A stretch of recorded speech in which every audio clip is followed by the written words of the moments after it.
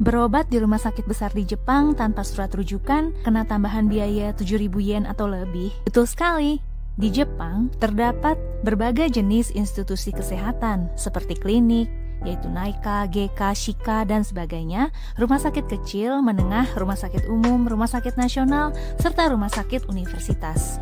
Institusi tersebut memiliki kapasitas, peran, dan peralatan yang berbeda, di mana klinik yang menangani cedera atau penyakit ringan, sedangkan rumah sakit memiliki staf peralatan medis untuk diagnosis, pengujian, pembedahan, rawat inap, serta penanganan penyakit kritis.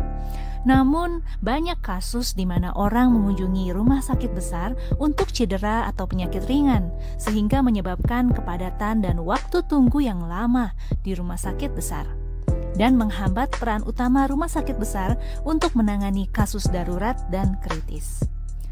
Oleh karena itu didirikanlah sistem perawatan medis pada Mei 2015 yang diperbarui Oktober 2020 yang mengenakan biaya khusus bila mengunjungi rumah sakit besar tanpa surat rujukan dari institusi kecil, menengah, atau klinik untuk menerima pengobatan di RS besar tersebut. Rumah sakit besar yang dimaksud di sini adalah rumah sakit fungsional, penunjang medis, atau prioritas dan sebagainya dengan 200 atau lebih tempat tidur. Namun ada kondisi kita dapat langsung mengunjungi rumah sakit besar untuk keadaan darurat tanpa dikenakan biaya tambahan. Misalnya dalam kondisi pasien darurat, penerima sistem perawatan medis yang didanai publik atau nasional untuk proyek khusus, misalnya disabilitas atau penyakit tertentu.